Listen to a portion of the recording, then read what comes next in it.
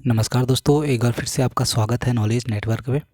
दोस्तों, आज हम लोग भूगोल घटना चक्र के अंतर्गत शीतकालीन वर्षा वाला टॉपिक कंप्लीट करेंगे।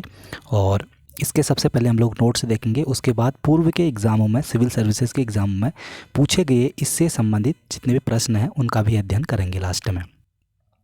फ्रेंड्स, अगर आप चैनल पे नए हैं तो ये भूगोल घटना चक्र की प्लेलिस्ट बनाई है मैंने इसी चैनल पे, तो आप वहाँ से पूर्व की वीडियोस को भी आप वॉच कर सकते हैं। तो फ्रेंड्स, शुरू करते हैं। अगर आप चैनल पे नए हैं तो चैनल को सब्सक्राइब कर लीजिएगा और इस वीडियोस को, अगर आपको वीडियो पसंद आता है तो वीडियो को भी लाइक कर लीजिएगा। तो फ्रेंड्स, शुरुआत करते हैं इस महत्वपूर्ण सेशन की। तो सबसे पहले इसके नोट्स देख लेते हैं। भारत में शीतकालीन मानसूनी पवन स्थल से समुद्र की ओर चलने के कारण सामान्यतः वर्षा नहीं करते हैं। दोस्तों ध्यान रखेंगे, भारत में शीतकालीन मानसून पवन है, जो ठंडियों में जो मानसून पवन होते हैं समुद्र की ओर चलने के कारण सामान्यतः वर्षा नहीं करते हैं। ठीक है, अधिकांश भारत में शीत ऋतु में वर्षा नहीं होती। आप सभी लोग जानते हो कि वर्षा के ऋतु जो वर्षा ऋतु है हमारे भारत में, वो ग्रीष्म ऋतु में ज़्यादातर वर्षा होती है, गर्मियों में ज़्यादा वर्षा होती है, ठंडियों में वर्षा कम होती है। अपवाद है एक तमिलनाडु को छोड़ के, बाकी ज़्यादातर इंडिया में हमारे जो वर्षा होती है वो ग्रीष्म ऋतु में, यानी कि वर्षा ऋतु जो होती है वो गर्मियों में ही होती है। अपवाद स्वरूप कुछ क्षेत्रों में शीत ऋतु में वर्षा होती है, जैसे कि ये मैप दिया है। इस मैप में, इंडिया का मैप है जो ये, इसमें शीत ऋतु वाले वर्षा वाले स्थानों को दर्शाया गया है। इसमें दिया गया, जैसे इसमें यहाँ पे दिया गया है 10 सेंटीमीटर के अंदर, और 10 सेंटीमीटर के अंदर वाले ये वाले जो प्रायद्वीपीय इंडिया से ऊपर वाला एरिया है, ये पूरा मध्य भारत वाला, ये 10 सेंटीमीटर के अंदर वाले वर्षा वाले स्थान है, यानी कि यहाँ पे बहुत कम वर्षा होती है शीत ऋतु में।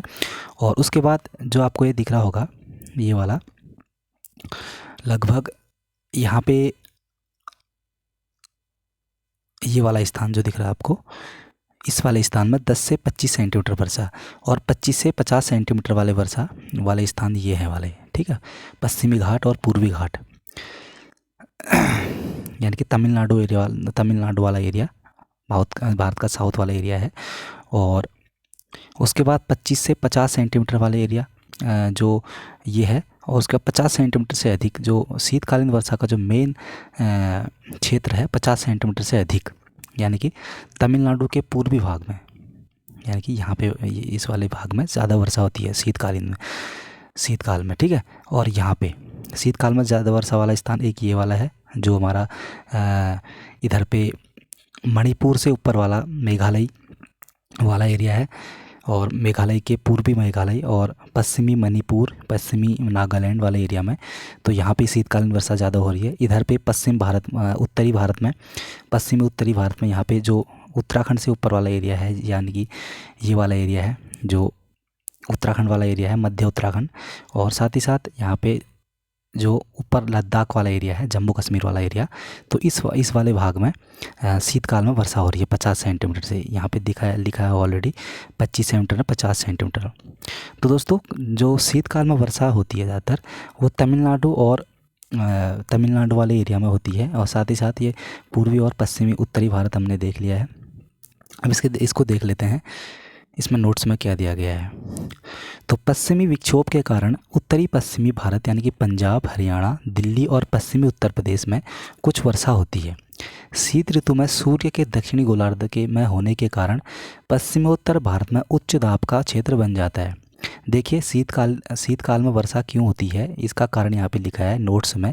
दोस्तों, ये जो नोट्स दिए गए हैं इनके हर पॉइंट, हर शब्द यहाँ पे जो जिसको हाईलाइट किया है ब्लैक कलर में, तो उसको आप वहाँ पे आप ज़रूर ध्यान दीजिएगा, ये कहीं ना कहीं इंपॉर्टेंट है। ठीक है, यहीं से क्वेश्चन बनेंगे लास्ट में फिर। तो देखिए, शीत ऋतु में सूर्य के दक्षिणी गोलार्ध में होने के कारण, जो शीत ऋतु होती है दोस्तों, उस वक्त सूर्य के दक्षिणी गोलार्ध में होने के कारण पश्चिमोत्तर भारत में उच्च दाब का क्षेत्र बन जाता है। ठीक है, पश्चिमोत्तर भारत में क्या बन जाता है, उच्च दाब का क्षेत्र बन जाता है पश्चिम उत्तर में इंडिया के। पवन प्रवाह उत्तरी पश्चिमी भारत से पूर्व की ओर होता है। जो पवन का प्रवाह होता है उत्तरी पश्चिमी भारत से पूर्व की ओर होता है। ठीक है, तथा भारत के पूर्वी तटीय भागों में व्यापारिक पवनों के प्रवाह से वर्षा होती है। इस समय मुख्य रूप से भूमध्य सागरीय पश्चिमी विक्षोभों से वर्षा प्राप्त होती है।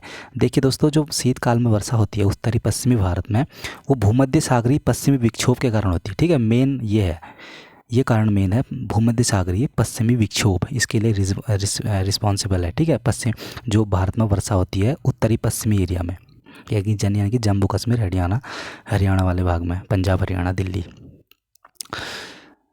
भारत में शीतोष्ण कटिबंधीय चक्रवात का कारण उपोष्ण पछुआ जेट पवन है। भारत में शीतोष्ण कटिबंधीय जो चक्रवात है उसका जो कारण है दोस्तों, उपोष्ण पछुआ जेट पवन है। इन चक्रवातों के पूर्व की ओर बढ़ने पर इनमें वर्षा की मात्रा कम होने के लगती है। यह अल्प वर्षा भी पंजाब, हरियाणा आदि के गेहूं, चना, सरसों आदि रबी की फसलों के में सहायक होती है। राजस्थान में इस वर्षा को मावट कहते हैं दोस्तों, राजस्थान में इस वर्षा को मावट कहते हैं। जो शीतकाल में वर्षा होती है राजस्थान में, ठीक है, उसको क्या होते हैं, मावट कहते हैं। क्वेश्चन बन सकता है कि मावट क्या है, तो शीतकालीन वर्षा है राजस्थान की। हिमालय क्षेत्र में हिम रेखा के ऊपर इसमें हिमपात होता है, जिससे नदियां वर्षा वाहिनी बनी रहती हैं। पश्चिमी विक्षोभ के प्रभाव से उत्तरी पश्चिमी भारत में इस समय अत्यधिक सर्दी का अनुभव होता है। भारत में पश्चिमी विक्षोभ से औसत वार्षिक वर्षा लगभग 3% होती है दोस्तों। ध्यान रखेंगे, पश्चिमी विक्षोभ से औसत वार्षिक वर्षा लगभग इंडिया में 3% होती है। भारत के वर्षा आंकड़े 2019 के अनुसार भारत में 1288.8 मिलीमीटर औसत वार्षिक वर्षा हुई, जिसमें 51.5 मिलीमीटर शीतकाल में और 102.1 मिलीमीटर पूर्वी मानसून और 971.8 मिलीमीटर दक्षिणी पश्चिमी मानसून एवं 161.1 मिलीमीटर मानसूनी पश्चात वर्षा हुई थी। तो दोस्तों, सबसे ज़्यादा हमारे इंडिया में वर्षा होती है, आप सभी लोग जानते हो, दक्षिणी पश्चिमी मानसून से होती है। ठीक है, और उत्तरी पूर्वी मानसून के कारण अक्टूबर से नवंबर के मध्य तमिलनाडु, दक्षिणी आंध्र प्रदेश, दक्षिणी पूर्वी कर्नाटक तथा दक्षिणी पूर्वी केरल में झंझावती वर्षा होती है। उत्तर पश्चिमी मानसून बंगाल की खाड़ी से जल वाष्प ग्रहण करती है। पश्चिम नहीं दोस्तों, उत्तरी पूर्वी मानसून बंगाल की खाड़ी से जल वाष्प ग्रहण करती है। तो दोस्तों, ये थे हमने इसके नोट से देखे। अब हम लोग इसके पूर्व के एग्जामों में पूछे गए क्वेश्चन देखते हैं। तो पहला है, इस टॉपिक से जितने भी क्वेश्चन अभी तक के बने हैं वो हम लोग इसमें अब पढ़ेंगे। तो फ्रेंड्स, पहला क्वेश्चन है, भारत के उत्तरी मैदान में शीत ऋतु में वर्षा होती है, किस कारण से होती है? तो पश्चिमी विक्षोभ से होती है, बंगाल की खाड़ी के मानसून से होती है, अरब सागर के मानसून से होती है, या फिर लौटते मानसून से होती है? तो दोस्तों, इसका सही उत्तर हमने जैसे कि पढ़ा भी था, पश्चिमी विक्षोभ इसका सही उत्तर होगा। तो भारत के उत्तरी मैदान में शीत ऋतु में होने वाली वर्षा पश्चिमी विक्षोभ द्वारा होती है। ये बाह्य उष्णकटिबंधीय गर्त होते हैं। इनकी उत्पत्ति मुख्यतः भूमध्य सागर, अटलांटिक महासागर में होती है, जहाँ से ये आर्द्रता भी ग्रहण करते हैं। उत्तर भारत में पश्चिमी विक्षोभ से होने वाली वर्षा गेहूं की कृषि के लिए अत्यधिक लाभकारी होती है। तो दोस्तों, पहला क्वेश्चन हमने पढ़ लिया है। तो नेक्स्ट क्वेश्चन है, भारत में शरतकालीन वर्षा के क्षेत्र हैं। अब तो शीतकालीन वर्षा के क्षेत्र हमें देखने हैं इसमें। तो कौन कौन से होंगे भाई? पहला है ऑप्शन है ओडिशा, कर्नाटक, दूसरा पंजाब, हरियाणा, तीसरा है अरुणाचल प्रदेश, बिहार, या फिर चौथा है तमिलनाडु, कर्नाटक। तो दोस्तों, सबसे ज़्यादा जो शरद ऋतु में वर्षा होती है हमारे इंडिया में, वो पंजाब और तमिलनाडु वाला एरिया है। तो बी वाला इसका सही उत्तर है। तो इसका एक बार इसकी व्याख्या देख लेते हैं इस प्रश्न की। भारत में शरद ऋतुकाल अर्थात अक्टूबर नवंबर से में लौटते मानसून उत्तरी पूर्वी मानसून से तमिलनाडु तट पर 65 से 75 सेंटीमीटर, ध्यान रखिए तमिलनाडु में सबसे ज़्यादा वर्षा होती है, तक वर्षा होती है, जो आंतरिक भागों की तरफ घटती जाती है। इसके अतिरिक्त उत्तरी पश्चिमी भारत के कुछ भागों में भी पश्चिमी विक्षोभ से वर्षा प्राप्त होती है, जिनमें पंजाब सम्मिलित है। शरद काल में आंशिक रूप से दक्षिणी पूर्वी कर्नाटक में वर्षा होती है। नेक्स्ट क्वेश्चन है, तमिलनाडु में शरतकालीन वर्षा अधिकांशतः किन कारणों से होती है? तो दोस्तों, वही क्वेश्चन फिर से रिपीट हो रहा है। तो कहीं ना कहीं जो तमिलनाडु वाला एरिया है वो किस कारण से मानसून होती है? दक्षिणी पश्चिमी मानसून से होती है, पश्चिमी विक्षोभ से होती है, या दक्षिणी पूर्वी मानसून से होती है, फिर उत्तरी पूर्वी मानसून से होती है? तो दोस्तों, इसका सही उत्तर है सी वाला, उत्तरी पूर्वी मानसून।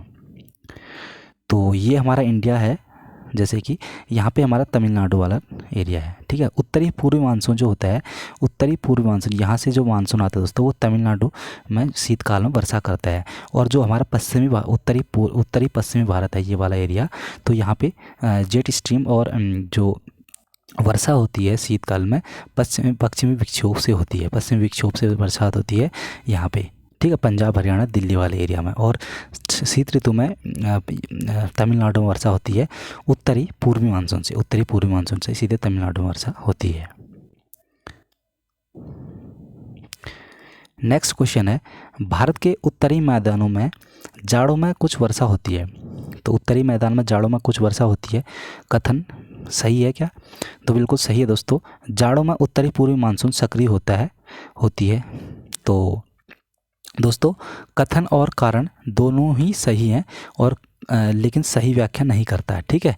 तो इसका एक बार तो हमने देख ही लिया है, ऊपर इसकी इस वाले को देख लिया हमने, इसकी व्याख्या देख ली है, तो इसमें हमें इसको पढ़ने की आवश्यकता अब नहीं है। नेक्स्ट है दोस्तों, निम्न राज्यों में किन राज्यों में जाड़ों के मौसम में बारिश मिलती है? तो वही वाली बात है, ठंडियों में बरसात सबसे ज़्यादा तमिलनाडु में इसमें होती है। तो जाड़ों में दिए गए विकल्पों में तमिलनाडु तथा दक्षिणी पूर्वी केरल में वर्षा होती है। चूँकि केरल के आंशिक क्षेत्र में यह वर्षा होती है, अतः ज़्यादा उपयुक्त उत्तर बी होगा, तमिलनाडु, ठीक है। नेक्स्ट क्वेश्चन है, भारत में निम्न में से किस तटीय क्षेत्र प्रदेश में उत्तर पूर्वी मानसून से वर्षा होती है? दोस्तों वही है क्वेश्चन, वही रिपीट है, लेकिन थोड़ा सा घुमा दिया है। तो उत्तरी पूर्वी मानसून से जो कोरोमंडल तट है हमारा, कोरोमंडल तट किसको बोलते हैं? जो तमिलनाडु वाला एरिया तट है उसको कोरोमंडल तट कहा जाता है। तो कोरोमंडल तट इसका सही हो जाएगा, ठीक है दोस्तों। मालाबार तट दक्षिणी पश्चिमी मानसून से होता है, क्योंकि केरल वाले एरिया में पड़ेगा ये, तो केरल वाला एरिया मालाबार तट कहलाता है। और कोरोमंडल तट हमारा कौन सा कहलाता है?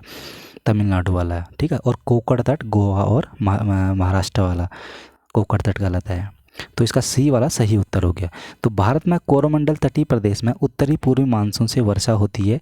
इसके अतिरिक्त दक्षिणी पूर्वी कर्नाटक, दक्षिणी पूर्वी केरल में भी उत्तरी पूर्वी मानसून से वर्षा होती है। नेक्स्ट है क्वेश्चन है कथन कारण वाला, प्रतिचक्रवाती परिस्थितियां शीत ऋतु में तब बनती हैं जब वायुमंडलीय दाब उच्च होता है और वायुताप निम्न होता है। कथन है और कारण है इसका, उत्तर भारत में शीतकालीन वर्षा में निम्न तापों वाली प्रतिचक्रवाती स्थितियां पैदा होती हैं। तो दोस्तों उसका सही उत्तर है सी वाला, ए सही और आर गलत है। दोस्तों ए सही है, ठीक है। प्रतिचक्रवाती स्थितियां शीत ऋतु में तब बनती हैं दोस्तों जब वायुमंडलीय दाब उच्च होता है। वायुमंडल में दाब उच्च होता है तो प्रतिचक्रवात होता है, और वायुमंडल में दाब निम्न होता है तो चक्रवात आता है। चक्रवात का उल्टा दोस्तों प्रतिचक्रवात होता है। जब वायुमंडल में वायु दाब जो होता है वो उच्च होता है, क्या होता है? प्रतिचक्रवात की स्थिति पैदा होती है। और निम्न होता है तो वायुमंडल में वायुदाब की स्थिति, तो चक्रवात की स्थिति पैदा होती है। उत्तर भारत में शीतकालीन वर्षा में से निम्न तापों वाली प्रतिचक्रवाती स्थितियाँ पाई जाती हैं, तो ये गलत है, ठीक है। चलिए तो फ्रेंड्स इसका एक्सप्लेनेशन देखते हैं हम लोग। उत्तर भारत में शीतकालीन वर्षा पश्चिमी विक्षोभ के कारण होती है, जैसे कि हमने पहले भी देखा था। भारत में पहले से ही प्रतिचक्रवाती दशा मौजूद रहती है, जिसका शीतकाल की वर्षा से संबंध नहीं होता है। प्रतिचक्रवाती स्थितियां शीत ऋतु में तब बनती हैं जब वायुमंडलीय दाब उच्च होता है, वायुताप निम्न होता है दाब उच्च होता है और वायुताप निम्न होता है। तो इस प्रकार कथन ए सही है और कारण गलत है। नेक्स्ट क्वेश्चन है, भारत में के निम्नलिखित में से किस क्षेत्र में शीतकाल में वर्षा होती है? तो शीतकाल में वर्षा वाला एरिया दोस्तों कौन सा हो जाएगा? उत्तरी पश्चिमी हो जाएगा, ठीक है। उत्तरी पश्चिम वाले एरिया में शीतकाल में वर्षा होती है। तो दक्षिण पूर्वी भी हो जाएगा दोस्तों, क्योंकि तमिलनाडु भी वहीं पे आता है। तमिलनाडु दक्षिण पूर्वी में आता है, जैसे ये वाला एरिया, जैसे हमारा इंडिया है, तो यहाँ वाले पंजाब हरियाणा दिल्ली वाला शीतकाल में वर्षा होती है पश्चिमी विक्षोभ से, यहाँ से जो हवाएं आती हैं शीत ऋतु में, और ये तमिलनाडु वाले एरिया में भी वर्षा होती है। इसीलिए ए और डी इसका सही हो जाएगा। दक्षिण पूर्वी में भी, दक्षिण पूर्वी तमिलनाडु वाले एरिया में भी वर्षा होती है। तो फ्रेंड्स, भारत में उत्तर पश्चिमी क्षेत्र में पश्चिमी विक्षोभ के कारण शीतकाल में वर्षा होती है। इसके अतिरिक्त दक्षिणी पूर्वी भारत के तमिलनाडु के क्षेत्रीय तटीय क्षेत्रों में उत्तरी पूर्वी मानसून के कारण शीतकाल में वर्षा होती है।